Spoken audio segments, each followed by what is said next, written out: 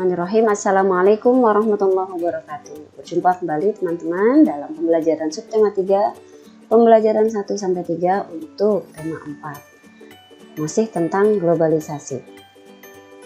Semoga pada pertemuan kali ini kalian semuanya dalam kondisi sehat walafiat dan tetap semangat untuk terus belajar. Seperti biasa, kita awali dengan doa buat pembelajaran kita hari ini. Diberikan keberkahan dan menjadikan kemudahan bagi kalian dalam menerima materi pada hari ini. Baik, berdoa dalam hati masing-masing ya.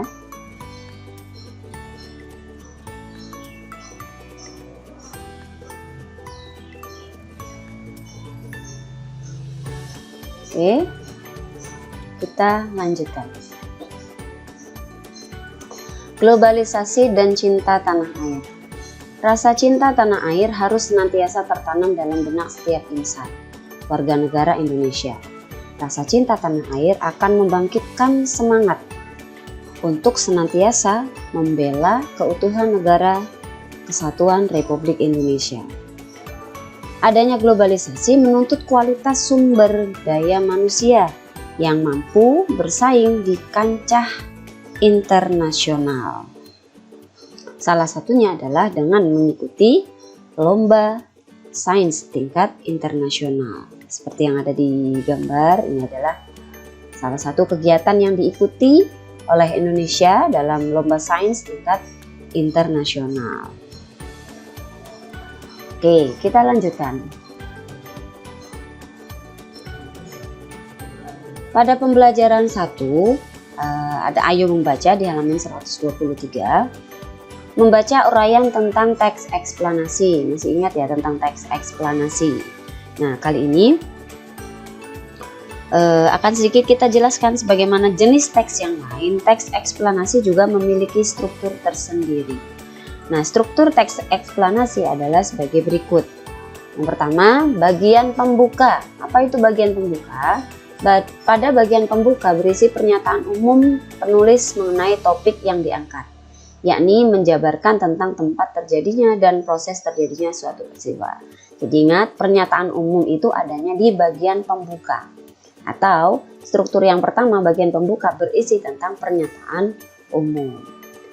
Yang kedua, bagian isi. Nah, bagian isi ini apa? Bagian ini berisikan tentang urutan sebab akibat, penjelasan dari topik yang diangkat secara detail dan disajikan bertahap dari awal hingga akhir. Nah, ini yang disebut dengan deretan penjelas. Deretan penjelas adanya di bagian isi. Oke. Yang ketiga, ada bagian penutup.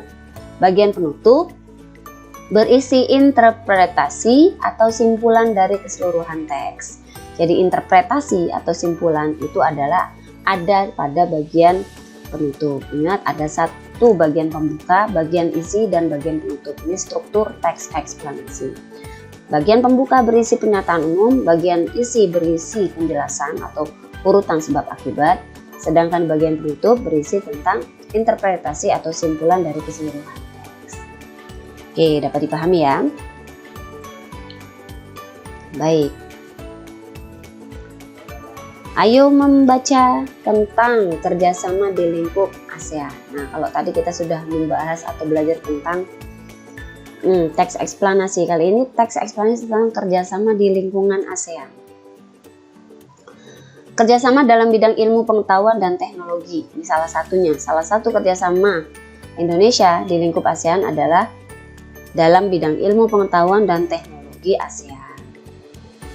Nah, kerjasama ASEAN di bidang ilmu pengetahuan dan teknologi antara lain, satu, ada yang disebut dengan Biotrop atau Regional Center for Tropical Biology atau Pusat Penelitian untuk Biologi. Nah, ini terdapat di Bogor.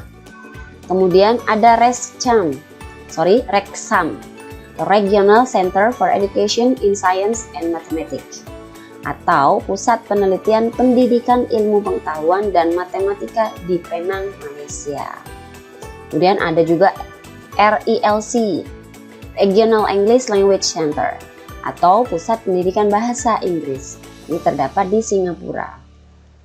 Lalu ada SEARCA, Regional Center of Graduate Study and Research in Agriculture atau lembaga penelitian dan pengkajian pertanian adanya di Los Banos.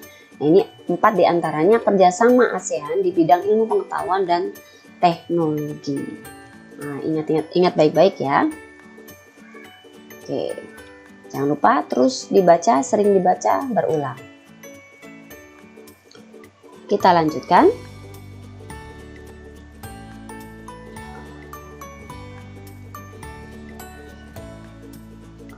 Oke, dengan adanya ini masih tentang globalisasi. Tentunya dengan adanya globalisasi banyak perubahan-perubahan yang terjadi, termasuk perkembangan teknologi. Jika kemarin kita sudah belajar tentang energi listrik, ya, sumber energi listrik itu apa, termasuk ada PLTA. Nah, kali ini pengembangan sumber alternatif energi listrik dapat dilakukan dengan berbagai cara. Salah satunya ada pembangkit listrik tenaga surya. Sebelumnya kita sudah belajar tentang pembangkit listrik tenaga air. Kali ini adalah pembangkit listrik tenaga surya atau PLTS. Oke, mendiskusikan cara kerja panel surya. Oke, pada gambar di layar atau di buku kalian di halaman 128, di situ terdapat gambar. Warna biru adalah panel surya. Kemudian yang putih ini adalah kotak sistem listrik. Nah, kotak sistem listrik ini adalah tempat atau hasil dari listrik yang sudah dihasilkan panel surya yang mengalir ke kotak sistem listrik. Nah, kemudian ini ada lampu LED, ada radio, ada televisi. Tugas kalian adalah mengamati cara kerja panel listrik tenaga surya di samping. Lalu, bagaimanakah cara kerja panel surya tersebut? Kalau di buku tertulis, diskusikan dengan teman kalian. Karena kita kondisinya masih di rumah masing-masing, maka silahkan diskusikan dengan orang tua kalian atau kakak kalian, saudara kalian. Tuliskan penjelasan tentang cara kerja panel surya berdasarkan pengamatan yang ada di gambar. Ingat, tuliskan penjelasan tentang cara kerja panel surya berdasarkan pengamatan kalian sebagaimana yang ada pada gambar tersebut. Nah, nanti akan Umi sertakan video tentang pembangkit listrik tenaga surya itu seperti apa. Ya, nanti akan ada next video di dalam pembelajaran ini. Jadi setelah nonton video ini nanti ada video lain yang bisa kalian tonton. Oke, kita lanjutkan.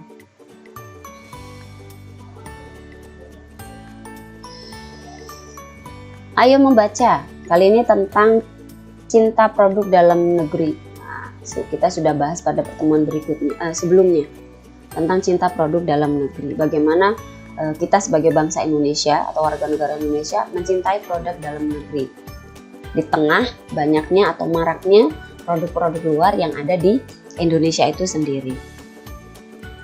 Sebagai warga negara Indonesia, sikap mencintai tanah air merupakan hal yang harus terpatri atau tertanam pada diri setiap orang. Wujud cinta terhadap tanah air diantaranya adalah mencintai produk-produk dalam negeri. Sebagai buktinya, kalian hendaknya menggunakan produk-produk dalam negeri dalam kehidupan sehari-hari. Sikap mencintai produk dalam negeri juga digalakan oleh pemerintah. Nah, lalu tugas kalian apa? Silakan kalian baca teks bacaan cinta produk dalam negeri yang digalakan lagi di buku kalian di halaman 130 sampai dengan 131. Setelah kalian membaca teks tersebut dengan seksama, cobalah kerjakan soal-soal yang ada dalam buku kalian. Di halaman 130 ada sampai 132 ada 131 sampai 132 ada 5 soal. Di antaranya 1. Program apa yang dicanangkan pemerintah untuk mencintai produk dalam negeri berdasarkan teks yang tadi kalian baca. Yang kedua, apa dampak positif terhadap pengusaha atas program mencintai produk dalam negeri. Kemudian yang ketiga, apa yang seharusnya dilakukan oleh instansi pemerintah untuk mencintai produk dalam negeri. Yang keempat, industri apa yang memiliki peran besar terhadap pengembangan industri nasional. Lalu yang kelima, bagaimana cara pemerintah menjamin ketersediaan pasokan bahan baku dalam industri. Kelima jawaban dari 5 soal tersebut ada di teks yang kalian baca di Cinta Produk Dalam Negeri digalakan lagi. Ingat baca dengan teliti. Oke, kita lanjutkan. Masuk ke pembelajaran akhir atau pembelajaran 3, ayo membaca. Kali ini tentang teks tenaga surya. Oke, bacalah teks eksplanasi energi alternatif di buku kalian yang ada di buku siswa. Ya, setelah kalian membaca di halaman 139 itu ada teks tentang energi alternatif. Masih ingat ya? Tentang teks eksplanasi di awal ada bagian isi, bagian pembuka atau yang disebut dengan pernyataan umum, kemudian ada bagian isi atau penjelas, dan ada bagian penutup atau interpretasi dan kesimpulan. Nah, setelah kalian membaca, silakan mendiskusikan informasi dalam teks eksplanasi yang tadi kalian baca. Lalu setelah kalian baca tadi tentang energi alternatif, carilah informasi pada teks tersebut, pada masing-masing paragraf. Ya, informasi yang diperoleh apa? Pada paragraf 1, informasi yang kalian temukan apa? Paragraf kedua, lalu paragraf ketiga. Nah, ketiga-tiganya silahkan diisikan di halaman atau di tabel di halaman 140. Oke. Bisa dipahami ya?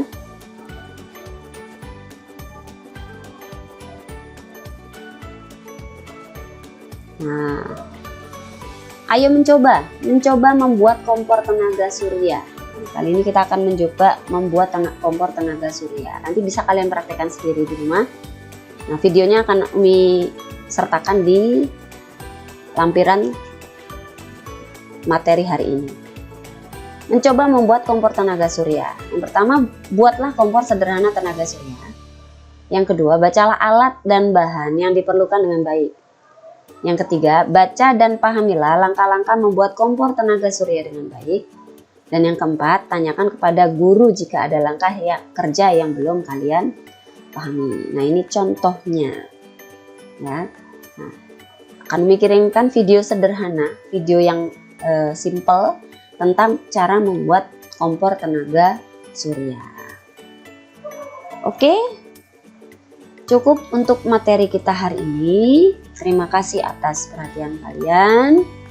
Semoga apa yang kalian lihat, kalian dengar pada video kali ini bisa memberikan manfaat untuk kalian.